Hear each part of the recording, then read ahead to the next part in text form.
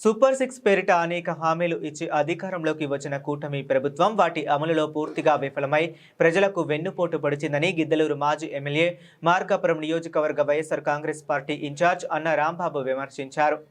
చంద్రబాబు వెన్నుపోటుకు రెండేళ్లు కార్యక్రమంలో భాగంగా కొనకనమిట్ల మండల కేంద్రంలోని వైఎస్ఆర్ విగ్రహం వద్ద వైఎస్ఆర్సీపీ నాయకులు కార్యకర్తలతో కలిసి ప్లకార్డులు ప్రదర్శిస్తూ నిరసన తెలిపారు. ఈ కార్యక్రమంలో మాజీ ఎమ్మెల్యే ఉడుమల కూడా పాల్గొన్నారు. ఈ సందర్భంగా అన్న రాంబాబు మాట్లాడుతూ ఎన్నికల ముందు సూపర్ సిక్స్ పేరుతో ప్రజలకు అనేక హామీలు ఇచ్చిన కూటమి ప్రభుత్వం వాటిని అమలు చేయకుండా ప్రజలను మోసం చేసిందన్నారు.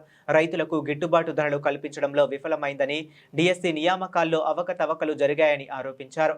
ప్రజా వ్యతిరేక విధానాలను అవలంబిస్తున్న ప్రభుత్వానికి వ్యతిరేకంగా ఈ నిరసన కార్యక్రమాన్ని నిర్వహిస్తున్నామని తెలిపారు.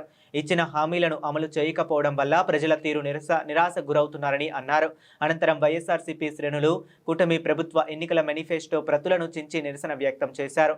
ఈ కార్యక్రమంలో పార్టీ నాయకులు, కార్యకర్తలు పెద్ద సంఖ్యలో పాల్గొని ప్రభుత్వానికి వ్యతిరేకంగా నినాదాలు చేశారు.